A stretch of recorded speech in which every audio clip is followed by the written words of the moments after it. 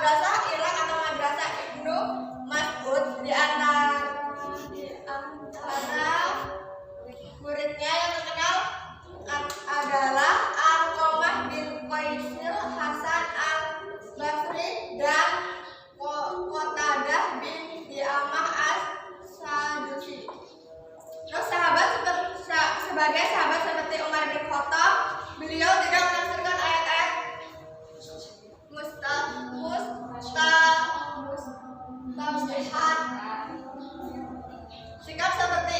Sikap seperti ia karena Al-Quran dianggap sebagai kitab suci yang tidak boleh ditafsirkan. Masalah tafsir menimbulkan berbagai sikap yang bervariasi, antara lain Syafiq bin Salamah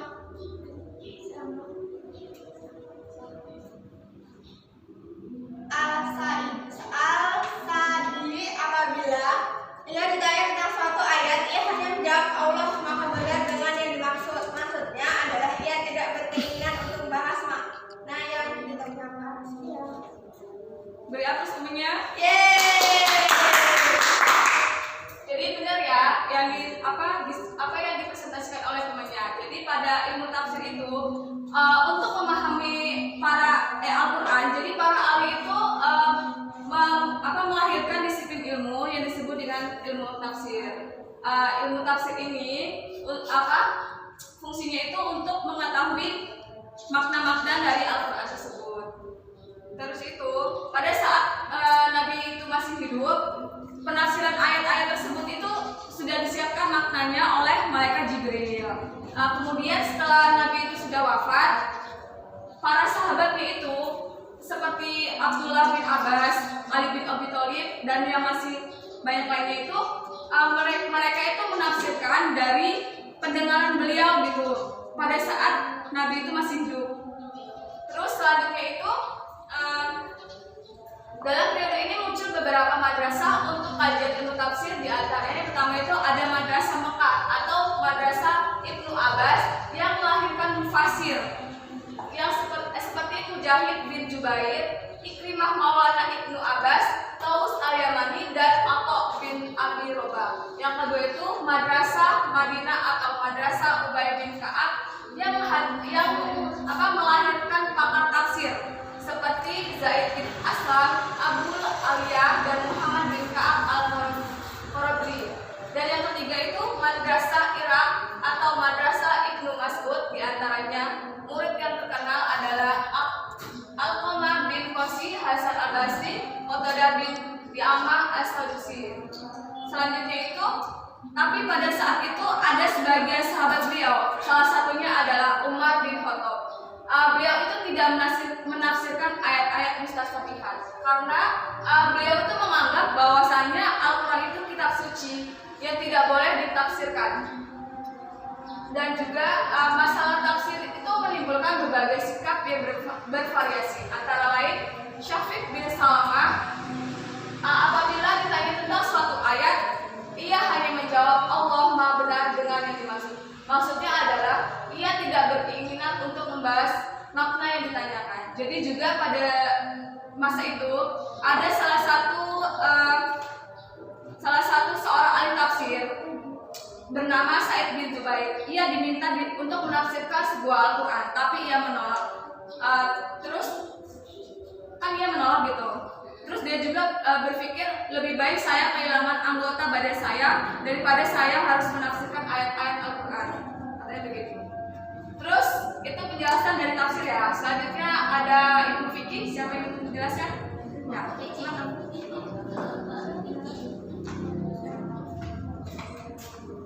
Selanjutnya fikih itu sendiri artinya berarti pedoman hukum dalam memahami masalah berdasarkan suatu perintah untuk melakukan suatu perbuatan, perintah tidak melakukan suatu perbuatan, dan memilih antara melakukan atau tidak melakukannya. Dasar dan pedoman pokok yang telah dibukukan kemudian disebut usul fikih. Selanjutnya tradisi istisat sudah berlangsung sejak zaman Nabi Muhammad SAW.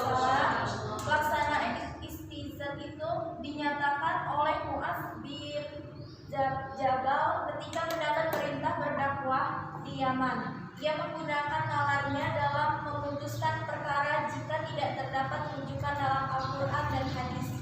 Setelah itu bermuncullah para ahli fikih ternama. Yang pertama itu ada Ibnu Mas'ud, yang kedua ada Zaid bin Sabit, yang ketiga Ibnu Umar, dan yang terakhir Ibnu Abbas. Selanjutnya ulama-ulama tabi'in fikih pada masa Bani Umayyah diantaranya adalah Surya bin Al-Harith, Al-Qamah bin Qais, Masruq, Al-Ajda, Al-Aswad bin Yazid, kemudian diikuti oleh murid mereka yaitu Ibrahim An-Naqi dan Amir bin Surabil Asyabi. Sesudah itu digantikan oleh Hamad bin Abu Sulaiman. Pada zaman dinasti Umayyah ini telah berhasil meletakkan dasar-dasar hukum Islam menurut pertimbangan kebijaksanaan dalam menetapkan keputusan berdasarkan Al-Quran dan Al-Quran. Oke, beri aplaus. Jadi benar ya, yang setelah teman kalian presentasikan tentang fikih. Jadi Al-Quran itu sebagai kitab suci yang sempurna, merupakan sumber utama bagi umat Islam kan.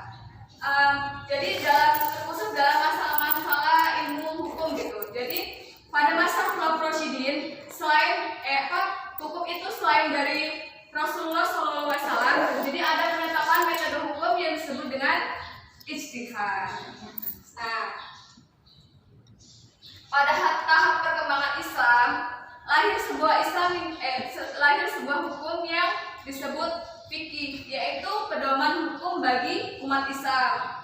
Di sini fikih itu membahas tentang untuk memahami masalah suatu perintah untuk melakukan suatu perbuatan, perintah tidak melakukan suatu perbuatan, dan memilih antara melakukan atau tidak melakukannya. Ada yang tahu nggak contohnya seperti apa?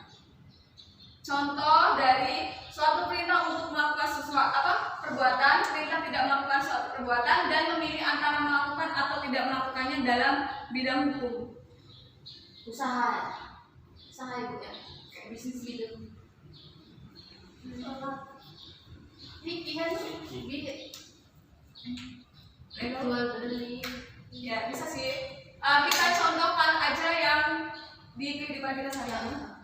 Jadi misalnya suatu perbuatan, suatu perintah untuk melakukan suatu perbuatan. Misalnya kan kayak sholat gitu kan, memang udah perintah dari zaman dahulu, memang diperintahkan oleh Allah gitu kan. Yang kedua itu perintah tidak melakukan suatu. Jadi yang masalah haram, wajib gitu loh. Haram, wajib, mubah, sunnah, gitu. Makruh, dan seperti itu. Dan pedoman pokok hukum itu yang telah dibukukan namanya adalah ushul fiqh. Jadi tradisi ijtihad itu sudah berlangsung pada zaman Nabi. Pelaksanaan ijtihad dinyatakan pertama kali oleh Muaz bin Jabal ketika mendapatkan perintah untuk berdakwah di negeri Yaman. Pada saat itu beliau itu tidak mendapatkan rujukan dari Al-Quran dan juga hadis. Jadi beliau itu menggunakan nalar beliau itu untuk memutuskan suatu perkara gitu. Terus itu yang selanjutnya itu pada perkembangan selanjutnya perbedaan pendapat antara fikih Hijaz dan fikih Irak itu semakin tajam. Jadi fikih Hijaz itu berpegang pada Atsar. Atsar itu adalah ketetapan hukum yang dilakukan oleh para sahabat zaman dulu gitu. Sedangkan fikih Irak itu cenderung kepada ra'yu.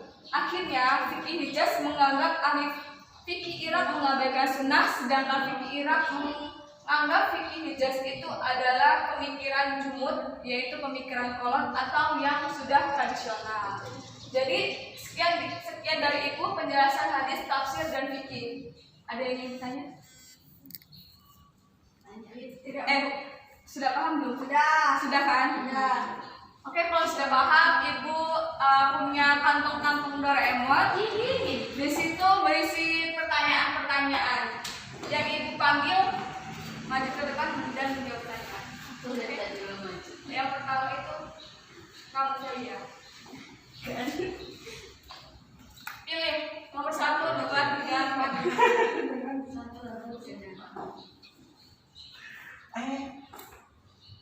Pertanyaan itu siapakah nama murid Abu Hurairah yang mengeluarkan hadis pada masa itu? Pada masa Bani Umayyah maksudnya. Itu jawabannya Bashir bin Nahid dan Hammam bin Nahid. Ya, betul. Beri aplaus. Ya, ada muridnya. Satu sini lagi ya, Bu. Ya. Dapat riwayat kan? Ya. Selanjutnya Desi. Coba. Tengkleng. Pertanyaan itu pada masa Khulafaur Rasyidin penetapan hukum selain dari Rasulullah juga ada sebuah metode penetapan hukum yang disebut dengan istilah jawaban itu ijtihad. Ya, benar. Beri aplaus temannya.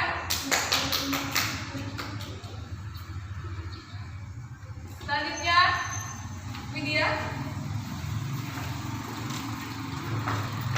Pilih antara nomor 1, jangan nomor 1, jangan nomor 5 ya.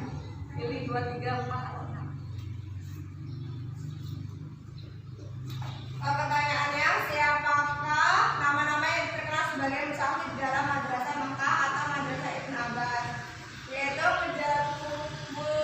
Mujahid bin Jubair, Sa'id bin Jubair, Ikram Maula Ibnu Abbas, Tawus Al-Yamani, dan Atta bin Abi Robah. Ya, beri aplaus temannya. Yeay. Selanjutnya yang terakhir Sebakti. Iya, Bu.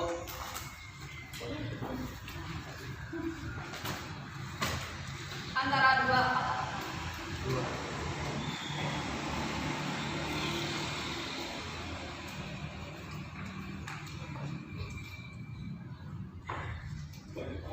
Sebutkan alasan mengapa Umar bin Abdul Aziz merencanakan pembukaan hadis. Yang pertama, beliau khawatir hilangnya hadis-hadis dengan meninggalnya para ulama di medan perang. Yang kedua, beliau khawatir akan tercampurnya antara hadis-hadis yang sahih dengan hadis palsu. Yang ketiga, dengan meluasnya daerah kekuasaan Islam, sementara kemampuan tabi'in antara satu dengan yang lain tidak sama, sangat memerlukan adanya kodifikasi ini. Terima kasih. Ya, benar ya jawabannya. Beri aplaus temannya.